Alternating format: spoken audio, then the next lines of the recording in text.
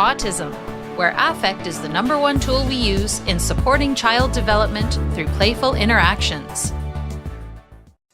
This week we have a returning guest, Dr. Ira Glovinsky, who is a clinical psychologist at the Glovinsky Center for the Family in West Bloomfield, Michigan. He is also a DIR expert training leader. That is the Developmental Individual Differences Relationship-Based, or DIR floor time, model of Dr. Stanley Greenspan. And we've spoken with you before, Dr. Glovinsky. Welcome back. Thank you very much for having me, Daria. Last time we spoke about the development of regulation in children, and not necessarily children on the autism spectrum, but children in general. We're going to continue the conversation today and discussing how we focus on regulation. So what do care providers and parents do? And Dr. Glovinsky's focus, if you've listened to some of the podcasts we've had with him in the past, is that we tend to focus on behavior, which causes us to be more rigid in how we deal with situations. Because as Dr. Glovinsky says, when someone's having difficulty regulating themselves, it's their physiology that is the issue. It's not that they're misbehaving on purpose or not being cooperative.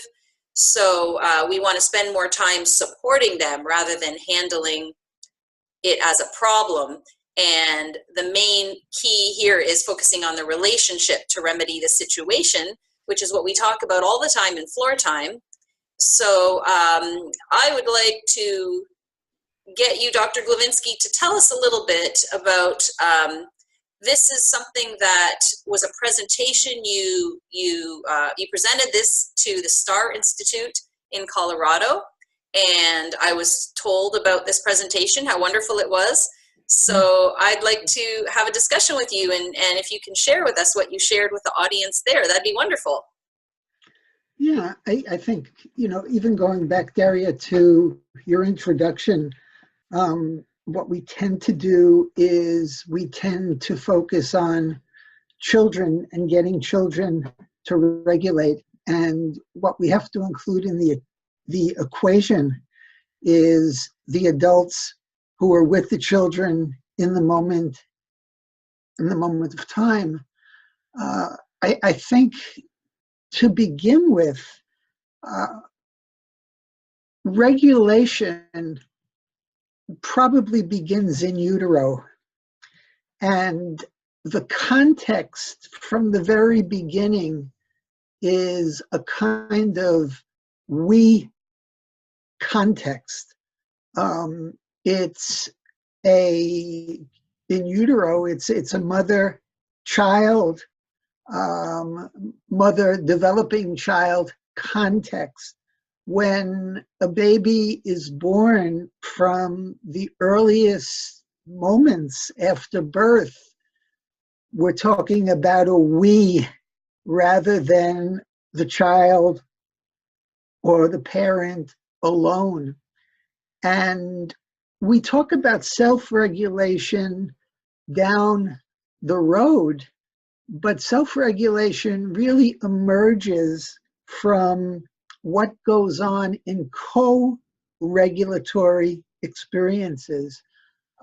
Infants have a difficult time regulating themselves.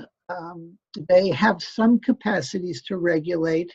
When an infant becomes overstimulated, for example, the infant may avert gaze, may close his or her eyes, may hiccup or something, sneeze. And so there are rudimentary ways that infants regulate.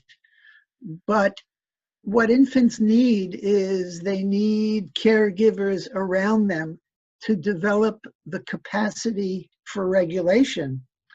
And I think what that means immediately is it's really dependent upon the adults who are with the infants, in addition to the context, to develop inner self-regulation And so as we think about treatment, as we think about an intervention, or interventions, I don't think we can partial out the adults who are with the children.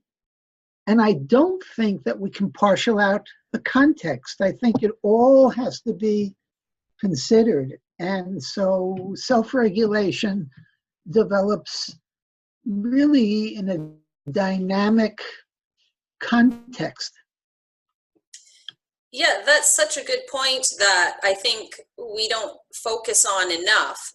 And before I go into that a little bit, I'd like to specify and have you define what you mean by regulation. So when you say for a baby to regulate, we're really talking about being calm, being alert. Do you want to elaborate on what we mean by being able to regulate? Yeah, I think regulation is either when there's not enough going on internally and externally. We regulate by up-regulation. We increase the amount of stimulation in order to activate the child into what we might call an optimal zone of arousal. When a child is dysregulated, overstimulated, over-aroused, what we try to do is we try to lower that stimulation level into that same optimal zone of arousal, or some people call it a window of tolerance. The characteristic, well, I think a main characteristic of what we mean by regulation is a person being in a state of what we would call alert inactivity. And what alert inactivity means is that we're attentive to our surroundings and we're able to take in stimulation, process stimulation, problem solve. There are some people, and it sounds paradoxical, but there are some people who regulate by being in a state of alert activity. And frequently, these kids get diagnosed with ADD hyperactivity diagnoses. If I can sort of go tangential for a moment, a number of years ago, we did a research study. We were looking at ADD, and we were looking at ADD with... Can we just specify what you mean by ADD, attention deficit disorder? Attention deficit disorder. And we were using computer tasks to measure it. And we found three groups. The first group of kids looked like classic children with attention deficit hyperactivity disorder. If you looked at these kids were bouncing off the wall, and very high activity and very high inattention. We found a second group that was that the kids could be diagnosed as attention deficit without the hyperactivity, the inattentive. So these were the kids who were quiet, but internally and externally distracted, but they weren't very active. But then we found a group, and I think if most people looked at that group, they would say, these kids are obviously attention deficit disorder. And when we looked at the data, what we found was that their activity levels were extremely high and their attention was exquisite. And unless they moved around, they were unable to attend. So these were kids where the parents were telling them, turn off the television, you can't do your homework, and these kids couldn't function very well without that stimulation to activate the movement. But they were very regulated kids. They just needed more activity in order to regulate. So I think we have to be careful when we talk about regulation, because it's a dimension rather than a category. And there are different levels of regulation, all staying in that zone of or window of tolerance. But for some kids, we're going to have to increase. Other kids, we're going to have to decrease. For some parents, we're going to have to increase. Other parents decrease. So is this an example? While I'm sitting here listening to you, I'm scratching my fingernails together. I'm not sitting still. I'm fidgeting. Yeah. Some kids might need to rock back and forth. Like my son, when he sits in a chair, this is what he does. Exactly. Like he can't sit still. And other kids, have they introduced that bouncy ball to sort of balance, to sort of help keep children regulated in the classroom. Yeah. Different things, biting nails, twisting pencils, that thing when I was in university, all the kids used to do, well, I can't do it anymore, but Right. sit here in class and do this the whole time, right? Yeah. And for some of our children, especially on the spectrum, and certainly my son, it's more extreme and more noticeable. So as you said, they would be labeled right away, like, whoa, that kid's bouncing off the walls. But if my son's not moving around, he's not able to attend. His mind literally cannot focus. But if he's moving around, he can hear everything that's going on. And he's listening and paying attention. And I know that now that he's more verbal, because he'll respond halfway across the room while he's running. And so I'll understand, okay, he knew what I was saying. He heard what I was saying. He was attending to what's happening. And he was able to pay attention only by moving, because his vestibular system needs so much input or whatever. Yeah. And so really, the implication of that is that we have to be careful in intervening. There are no, we can't make generalizations. We really have to focus on individual differences in the children and the parents. And when we make the recommendations, we really have to individualize them so that the prescription is going to be different for every single child. I think we have to be careful about sort of group regulatory activities. Yeah, so I think to start off today, we've had three important things brought up: that it's not a category, self-regulation, it's more of a dimension, and it varies from child to child based on their physiology. And the other points that I'd like to get back to now, that you can't just look at the child, you have to look at the adult or care providers who are with the child, or one or more than one, and the context. So if I am with my son at home, it's relatively quiet. He has a great relationship with his mom. We know each other very well, and everything feels very safe. It's very different if he's at school, where there's lots of kids running around, there's noise, you can hear the band practicing in the music room down the hall, you can hear kids playing outside, running around, you can hear whatever else is going on, and there's distraction visually because there might be toys set up and different things happening. There's other kids going by. Oh, there's my friend so-and-so, there's my other friend running by. And so that context of that environment is very different. And he might be with people that he may or may not be super familiar with. So that all of that is going to totally affect his regulation. And to say he's a very calm and alert such and such little boy is really dependent on those things, because he can show a wide range of being dysregulated to being very regulated, depending on who he's with and what he's doing in the context. Yeah, and a couple of other variables that I think about. One is that in different cultures, there are different regulating strategies, and we really have to take all of our culture into consideration.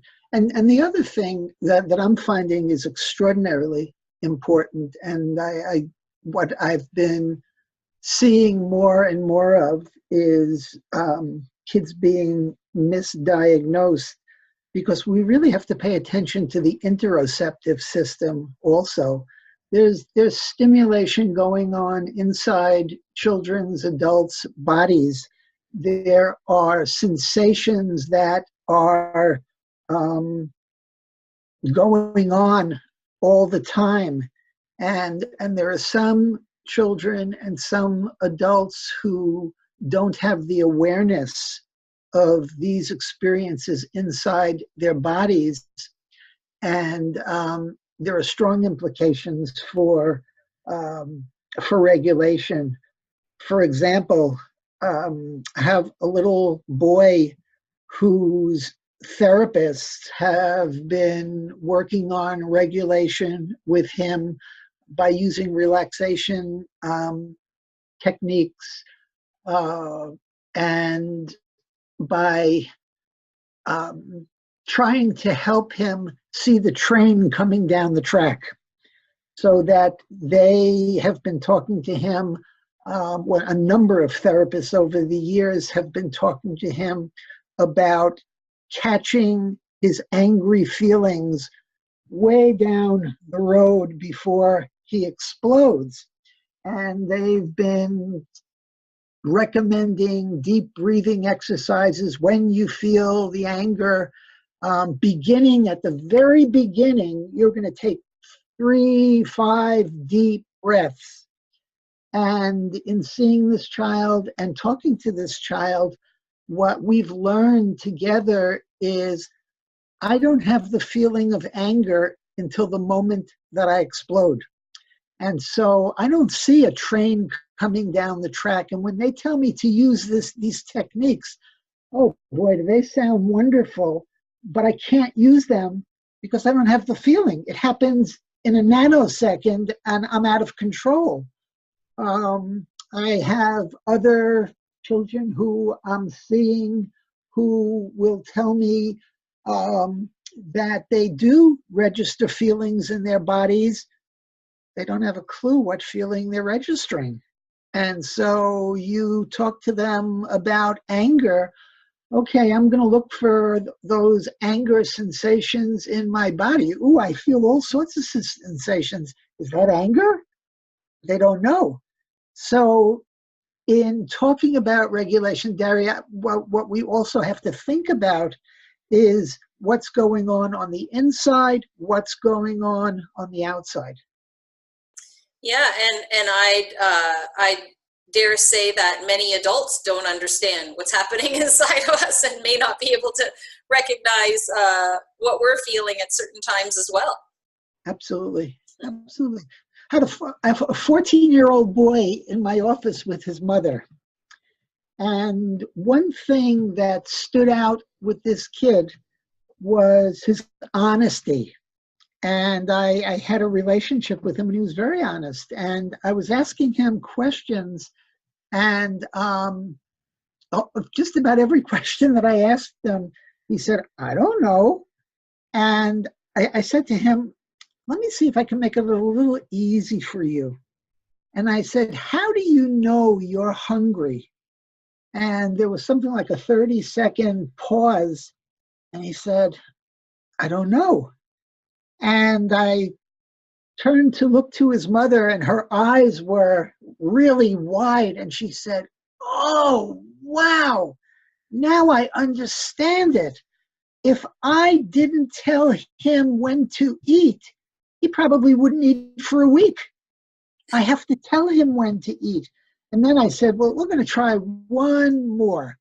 How do you know you're tired? And he looked and he waited and he said, I don't know, I just fall asleep. So here's a kid who's 14 years old who doesn't register the sensations in his body.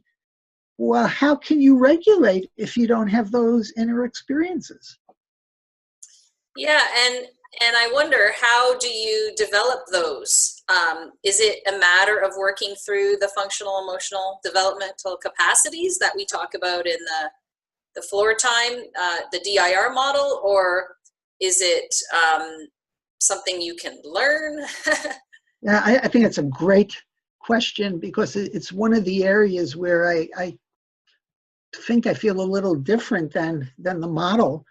And the answer to the question is that kids have to learn about their bodies first. And when they learn about their bodies, then what we can do is we can attach those sensations that they have an awareness of because we've worked on it. And then we can talk about emotions. And when we can talk about emotions, then we can talk about what to do about it. But I think if we just focus on the dynamics, the play, the interactions, without helping a child to become a really aware of sensations in their bodies and developing a vocabulary for that, I think with some kids, regardless of age, we're talking over their heads, and they're really not able to understand it because they're not in tune with their insides. Yeah, I wonder how that will play out even with my own son. I know that he won't eat or say he's hungry, and we just know because he starts to get really cranky and really impatient.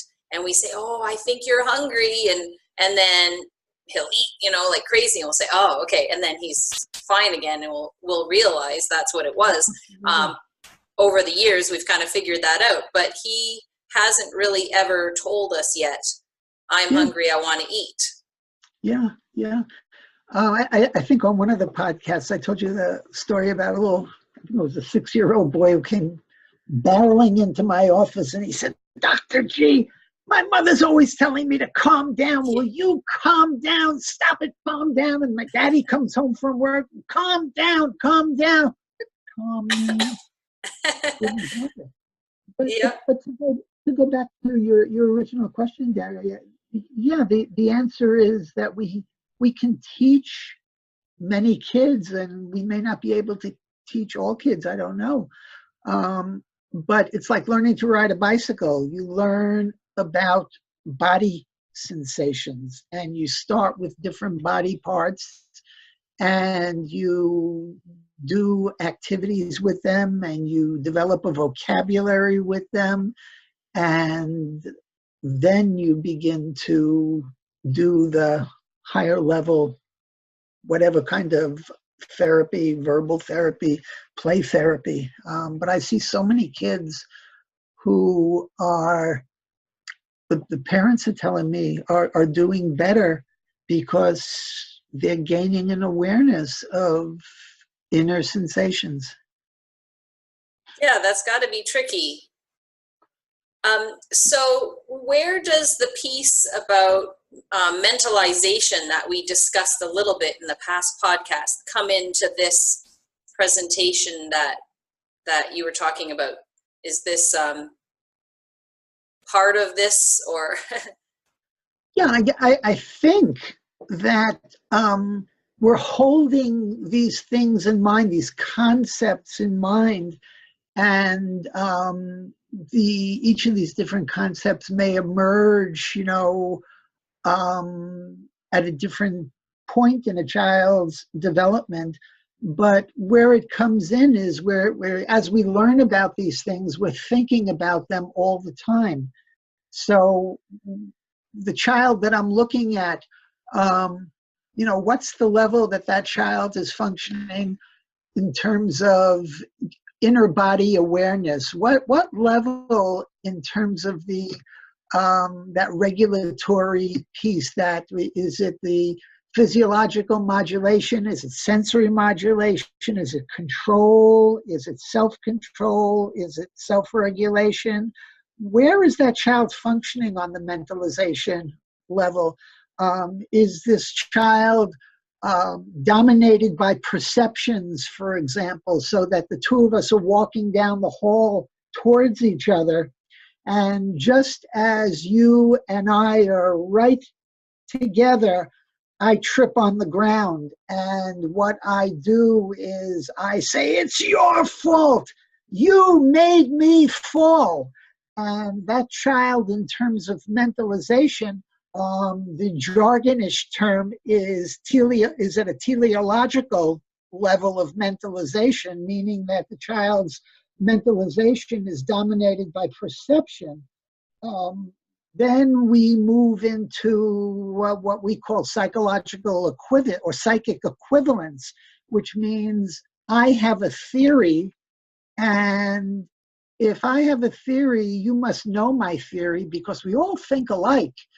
And my theory is the reason why something happens. And everybody must know that.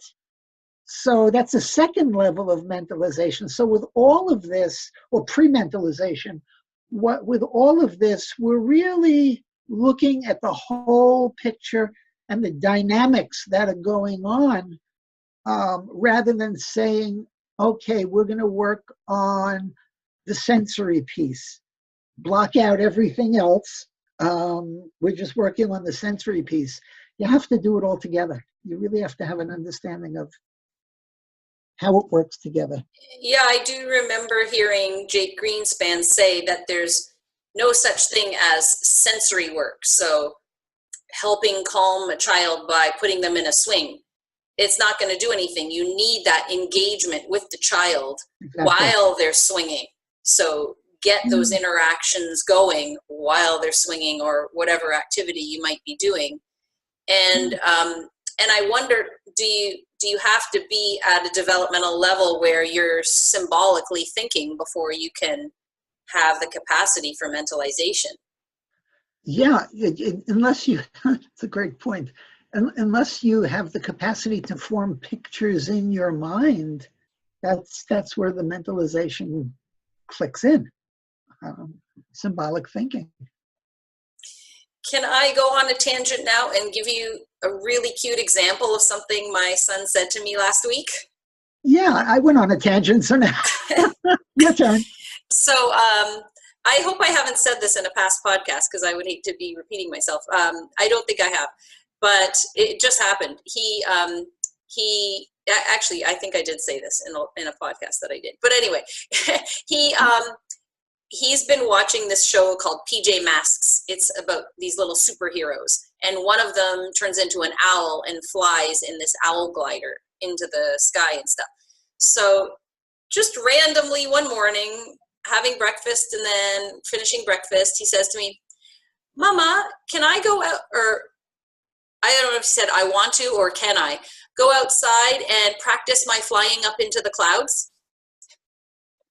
Exactly. I was like, oh, that's so cute.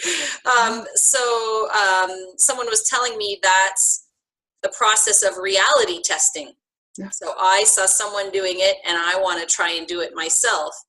Right. Would that be a level of some kind of symbolic thinking? Yeah. Yes. What I think about as you say that is people, children in this case, being able to differentiate pretend and real, being able to differentiate, I have a feeling that I can practice flying, but I know that people can't fly, versus kids with serious mood disorders and regulation disorders, where they can't differentiate or don't differentiate feelings from reality or thoughts or beliefs from reality. One child, a number of years ago, a child who truly had pediatric bipolar disorder, parents bought him a superhero costume for Halloween. And luckily, they caught him on the ledge of his window before he flew out. Oh my goodness. Because he thought when he put on the superhero costume that he became that superhero and he could fly. And with some of these kids who don't have that capacity, it can be devastating. So, your example is a great example of a child, your son, developing this capacity and being able to use it in a playful way, in a healthy, playful way, versus the child who doesn't have those functions and parents aren't aware of these functions and go out and buy a superhero costume, and then you don't know the outcome. Right.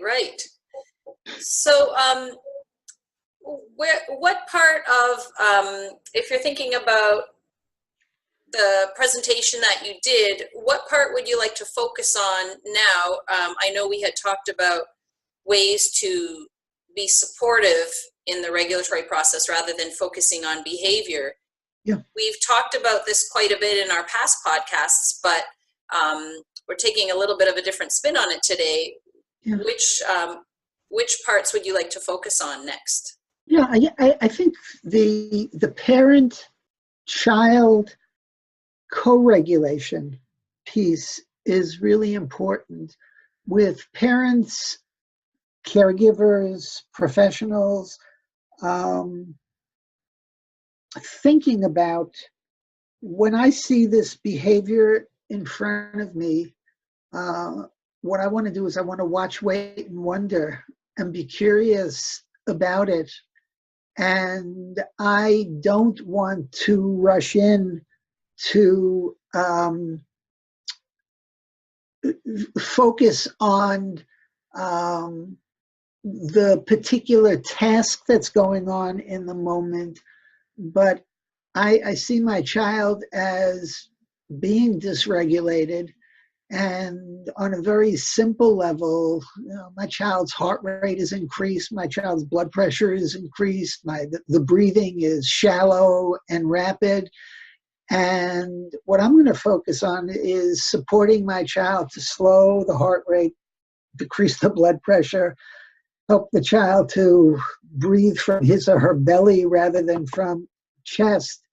And what I'm going to focus on is helping my child get re-regulated rather than to move in there and say, you have to listen to me and do this or do that, or this is the rule, or I'm going to teach you a lesson. Because interventions like that, what they do, number one, is they create what I call a reactivity dance. The child is reactive and the parent is watching it, and the parent experiences reactivity from the child, increased reactivity. And so the parent moves in a way, either behaviorally, voice-wise, actions, that increases the child's reactivity, that increases the parent's reactivity, and they have to explode in order to re-regulate. Versus, and we get back to relationships being, I think, the most important thing in the world. We're going to work with each other, and this is going to be a we project, and my role in the we project is to help you to calm down. I'm going to be supportive, nurturing, and helpful And what we see there is that gets into developing secure attachments. It gets into developing synchrony between a child and a parent. It shows that the parent is attuned to the child. It creates a space where a child feels safe and secure, and that's going to have long-term effects rather than teaching the child a lesson in the moment and, being punitive. So that child learns. And I've had so many parents who have said, well, that's the way my parents did it and it worked for me. So of course I'm going to do it and it's going to work for them. And sometimes I just scratch my head, while I'm talking to the parent, and I'll say, there's one thing wrong with that theory. It's probably many things, but one thing that stands out to me is your child is not you. And it worked for you because of reasons related to who you were, but your child is not you. And so those same mechanisms, you really have to look closely at them because they're not going to work. So that's the thing that I think needs to be focused on. That's sort of, I wish I had a megaphone to go around, because again, and I think I've said this on podcasts before, kids who have been horribly dysregulated, I believe, can be regulated by support and scaffolding and help rather than by reactivity. And I recognize that I'm up on a soapbox, but I've seen it with kids who have been referred for very serious mood disorders and being out of control. Yeah, and you brought up a number of points that I want to point out to the listeners. We discussed in detail in the last podcast about the development of regulation. You brought up the term synchrony, attunement, the scaffolding, all of those things. If listeners want to go back and look up Dr. Ira Glovinsky at affectautism.com, the development of regulation, it was something like that was the title. We went through a number of those points, and I'll put links to that in the blog post with today's podcast as well. Yeah. But I wanted to say that all of what you say sounds wonderful, but in the moment it's so difficult to do. And I thought maybe we could go through a couple of examples. So one thing that tends to happen with my son when it gets to be later in the day, he's a little bit tired, he might be getting hungry for dinner, is he likes to dump and clear. So we were having a meeting at the school, and I said late in the day is not good, but that's the time that was available. So what did he start doing? He started taking every single drawer bin and dumping and dumping and dumping and dumping.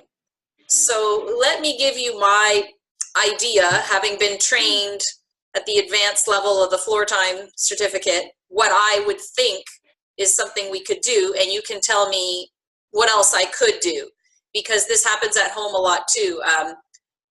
It'll be bedtime. I don't want to go to bed. No, bedtime. And boom, every single book off of his bookshelf is all over the floor, throws them behind the bed, throws them behind the dresser, which is impossible to get depending on where behind the bed he throws it.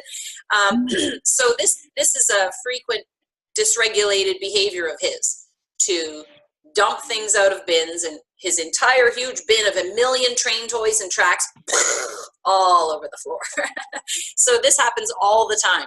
And it just happened to happen at school, where art supplies, school supplies, toys, like, oh my goodness. I was like, oh. And now what are we going to do? Like, say, clean that up? You know, like, he's totally dysregulated. Is he going to clean it up? If he might put one in, what's he going to do? He's going to dump it again, because he likes, so my perception is, A, he's had enough. He's tired, he's hungry, he's getting dysregulated, and he's activating his visual system. He loves to see, and the cause and effect. He loves to see that effect, and he loves to see things flying. And he was a thrower as a kid, like everything, everywhere, throw, throw, throw. He still does, but not as much as he used to. But just that visual system, I think, is so powerful for him. So I can certainly say things like, "Oh, you feel like dumping everything on the floor. Oh no, oh," and sort of empathize and sympathize with what he's going through.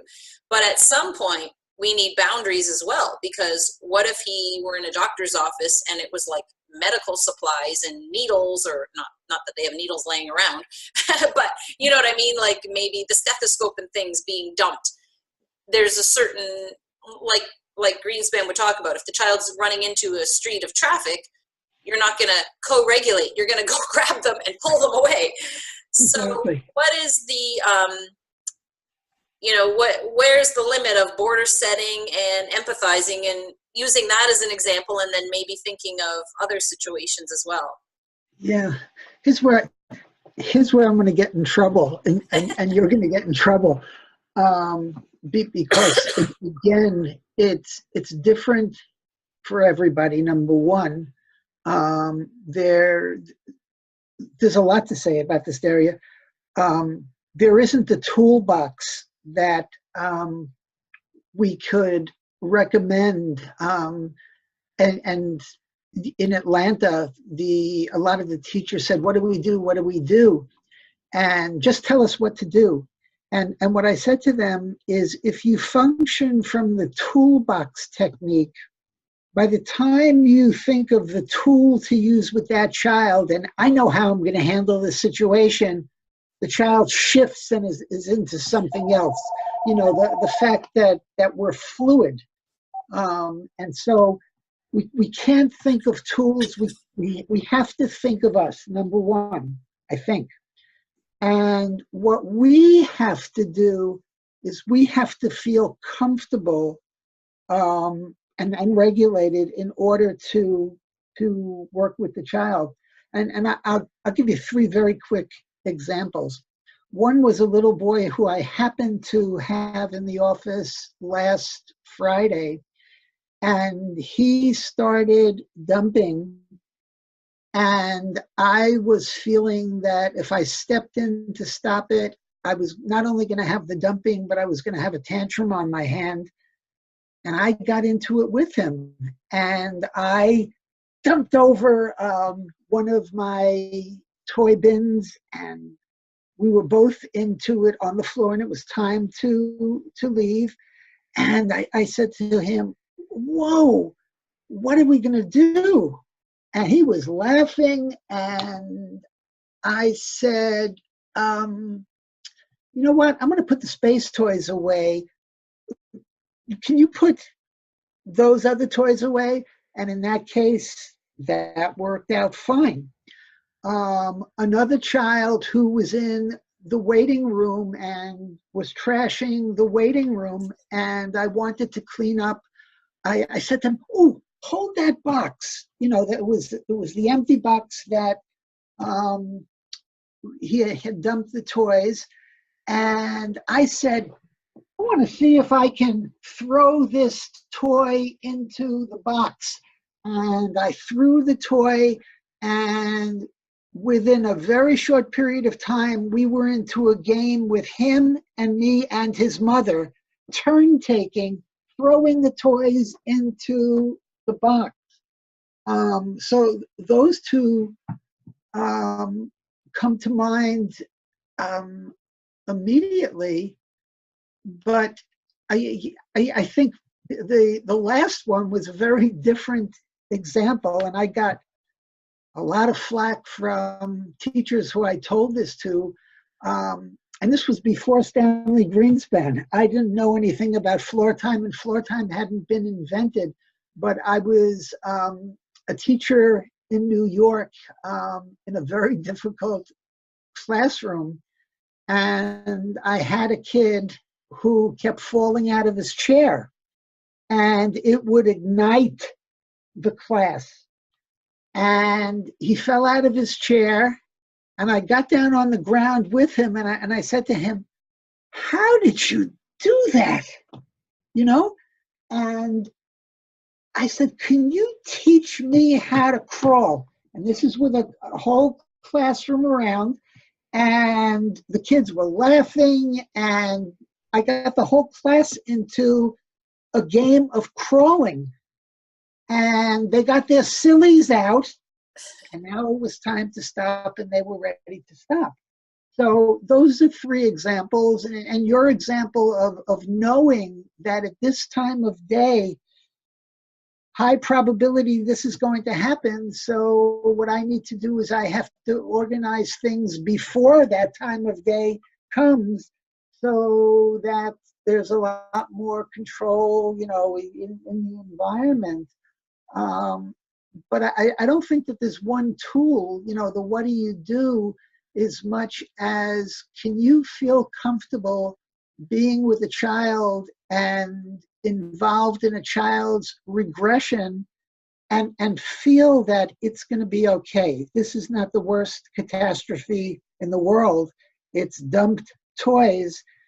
And what can I do with this child who, at this time of day, it's going to have to be playful rather than rigid, to get the child on your side to work together? So I don't know if that's a very good answer, but those are examples that come to mind. Well, it's very helpful, because what I take away from that are a few things. Number one, you joined the child in what they were doing, and that's number one in floor time. And number two, you were very playful and calm. So you were regulated. You weren't panicking, going, "Oh my goodness, he's wrecking the place. What are we going to do?" And feeling the shame pressure of what are people going to think of. Well, I would think, what are people going to think of me as a mother? I'm letting my kid trash the place. Instead, not worrying about that, being calm and regulated yourself, joining in the child, and then turning it into a playful situation in the game way that you did. And in the classroom setting, even, you weren't focused on that behavior. You were focused on joining the child and getting that connection. So, hey, how did you do that? Can you show me? And being playful is a part of getting connected with the child. And so I'm just thinking that, I could have done a few of those things too, and maybe my son would have just kept dumping. But maybe the boundary setting is hard, and like you say, it's going to be different for every child. And me saying we don't throw toys, I can tell you, because I've been saying it for years, it doesn't work. He knows, he'll say, "Don't throw the toy," as he's throwing the toy. He'll recite the rule, "Never throw a toy." So it's more about understanding his capacity in that minute, that maybe he's not able to stop dumping and throwing the toys. But in a calmer moment, he cognitively knows that he can't, he shouldn't. Absolutely, yeah. And maybe just reflecting and saying, "Oh, you had a really hard time remembering not to throw the toys. You couldn't stop your body." That kind of thing may or may not work with kids if their comprehension of that and if they're able to reflect. But I've done a bit of that with my son, like, "Oh, you had a hard time stopping yourself," or whatever, normalizing the situation a bit. Thank you, by the way. That was helpful to me. There are two things that come to mind immediately. And one is related to being present in the moment. So a child may have a good time with an adult playing with trains, and a bad time with an adult because the adult's telling the child to put on his or her coat and the child doesn't want to. What being present means is, in this moment, I'm into the train activity. Oh, in this moment, I'm into the struggle with getting the coat on activity. And what I don't think about is positive or negative. I think of this is what we're into now, and I have to be just as creative in the putting on the code activity as I have to do with the train activity. And it's just one activity is different from the other activity, but I can engage in it. And like you say, I can join in it. And I think that that's, I think that that's a very important point. So let's speculate how you would do the coat thing. How would you join in and say, like, I know, I don't want to put my coat on either. Like, what I might do is I might say to a child, let me help you with the coat.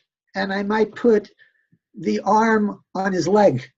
right. And so you've done that with, being playful with kids. So I'm putting the child's leg through the arm and the child is starting to giggle. And now I'm feeling that the child is down regulating a little bit and it is more available to me helping out. Or what I might do, I don't know, is I might put my coat on inside out. And what I want to do is just help the child to shift. You're talking about an executive function shifting. And some kids are just really inflexible. They can't do the shifting. And sometimes just taking the time for a little humor can be helpful. And the parent's going to say to me, I don't have time to do this. We have to get to the grocery store. Would you rather have a 40-minute tantrum and not go to the grocery store, or maybe take 10 minutes and have a happy camper? I just think about those things. There was something else. I'm losing it. So let's see if you remember while I respond to what you said, because I can think of this. This goes back to the point of every child's different. There's no toolbox. There's no rule book to follow. If I put the coat on my son's leg, he would freak out. He wouldn't calm down. He would freak out. He would say, no, mama, no, it doesn't go there. Yes, it goes here.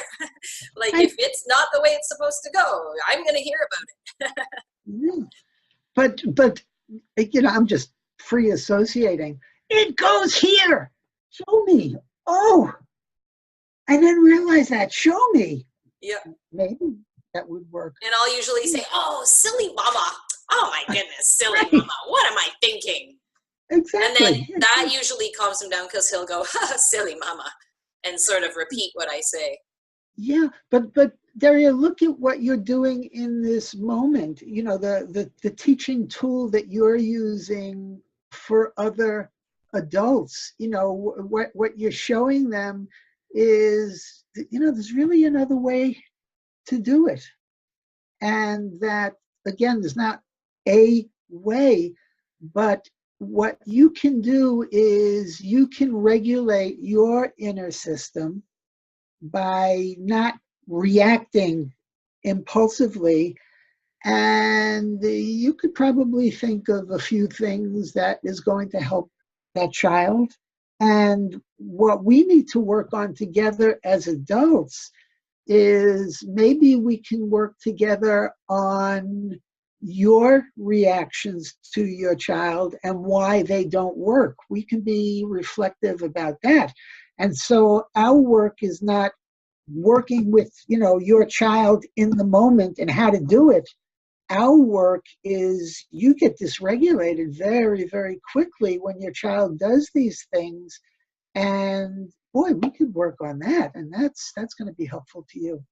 Yeah.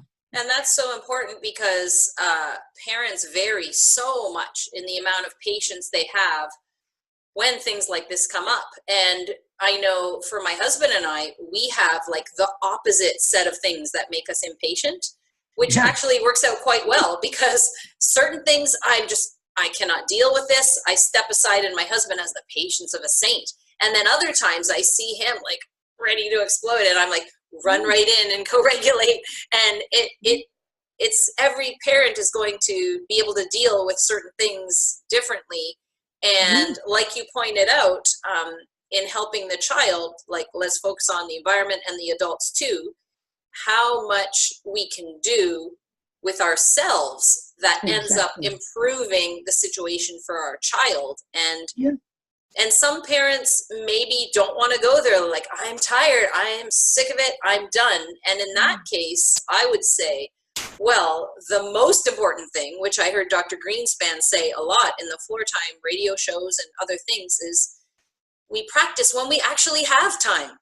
So that's when you have the whole day to play. Let's practice being frustrated and putting on coats and being silly, because you know what? I don't have to rush to the grocery store, and I don't have to do this, and I have an hour or 20 minutes or 3 hours, and practice all of these things so your child gets practice too, and you get practice getting annoyed, getting calm again. And then when it actually happens in the moment, you feel a little bit more coached or prepared to handle it, I think. And that makes the most sense to me. That's a great point, because when parents are practicing some of these relaxation techniques with the kids, they're doing it at a calm time. And in the moment, that child doesn't have access to calm. And so you can do wonderful training in calm moments, but we have to do the training in the real incident. And boy, is that an important principle. I definitely agree with you. Yep. Yeah, I think the other thing too is trying to tackle one thing at a time. So it can be overwhelming for some parents to think about all these things at once. But if you think, okay, you know what, in the next week, I'm just going to think about this. And when I'm with my child and my child starts to do something and I notice my regulation, I'm getting dysregulated and I'm getting anxious and upset or whatever, and I want to snap or I want to put a stop to it. What can I do to calm myself down? Just think about that for a week or a month and work on that. And then when that little thing changes, maybe the dynamic with your child changes. And then you focus on the next step of maybe how to co-regulate with your child once you figure out how to calm yourself down or whatever. It's little baby steps over time is much better than I crash totally diets or whatever. I totally agree with you. What I would add to it, Dara, is in the moments where I do have time to think, I would think about, this morning I lost my patience. I handled the problem this way. Where did that come from? There's a history to how we all react to problems. Why does one parent do this and one parent do that? That's related to our history.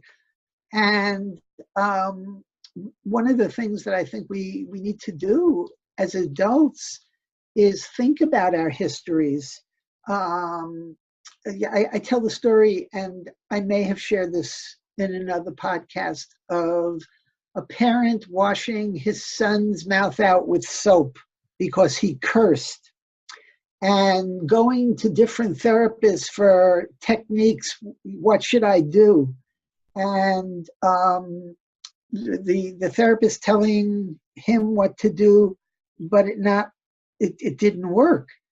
And in a session, the parent was talking about washing his mouth out, his son's mouth out with soap. And I said, I'm just curious, where'd you get that idea from? And there was a pause and a tear, and it came out. When he was a young child, what his father did when he cursed was he took him into his room, took him into the bathroom, and he washed his mouth out with soap. And he was so enraged with his father for doing that. and it was being acted out, however many years later with his son. So when we as adults do things with kids, why did we do that? Where did that come from in our repertoire? I think it's an important thing to look at. Definitely. We just do so many things without thinking about why, and we are in our own households, so we don't really see what goes on behind closed doors of all these other parents to see how they handle the situations. Like, everything's sort of done in private, and so we don't really have, maybe if everybody were parenting in a big, large gym, you hear about evacuations and emergencies where everybody lives in a football field for a week or something, and you got to see the way other people parented and the outcomes. It's very easy to see, like, oh, I see what they're doing. Oh, I don't know if I would have done that, or, oh, I like the way that mother did that, I'm going to try that. And I think that's where the self-reflection piece of floor time practice comes into play, because when we can videotape ourselves playing with our child, or even just have the videotape on and you catch one of these tantrum moments or frustrating moments, and we see ourselves later when we're calm, we reflect, we watch the video just in our own privacy or with a floor time coach, and just say, this is what happened, and reflect on it. This is how I felt when I did that. Oh, I didn't realize, like, look at when I did that, I see the look in my son's eyes, or whatever. Exactly. It's such a good way to do it. It's a lot of work and effort, and parents don't, oh, I don't have time to do that, but it's just such a valuable part of really improving your lives and making everyday life more peaceful when you start to do that self-reflection, and it really helps you modify how you are in all the moments and work on your own regulation, which in turn helps support the child's regulation. Absolutely. Yeah, absolutely. And sort of what it all gets back to, here we're going 180 degrees around. For me, it all goes back to that relationships are the most important thing in the world, and all of this other stuff that we're talking about is food for thought.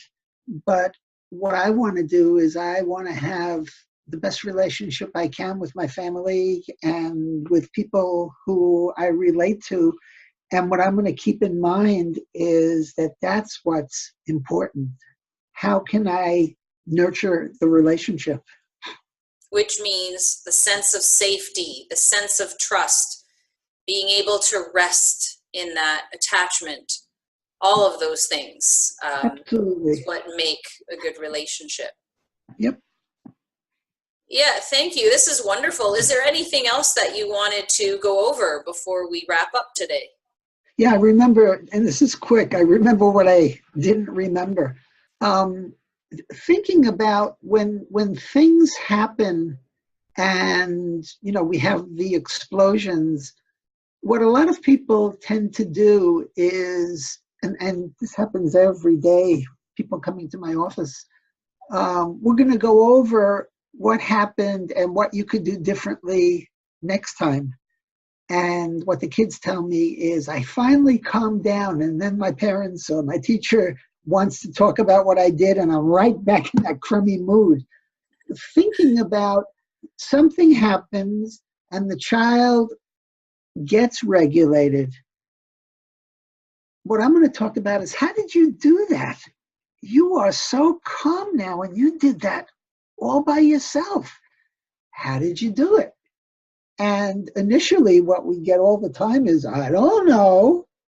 But that plants the seed to be able to talk about strengths, and the child to develop strengths to be able to use in different situations. And to build the capacity to be able to self-regulate in the future as they get older, because I hear all the time from people that whether it's adult autistics speaking about how they figured out ways to regulate in their adolescence and adulthood, or whether it's parents telling me, my child used to do this, but now if my Exactly. child gets in a room that's busy and cluttered, they know they now have that flexibility because of floor time to leave the room, calm themselves down, and then tell me about it or go home or return in a calmer state. Absolutely. Yeah. Wonderful. Well, thank you so much, Dr. Glovinsky, for returning and going over this stuff. It's always wonderful to talk to you. And for the listeners, I'll post the audio podcast, the video podcast, and a blog post about it with different links at affectautism.com. I can't wait to speak to you again in the future, Dr. Glovinsky. Thank you for allowing me to have fun with you. Thank you. Until next time, here's to affecting autism through play.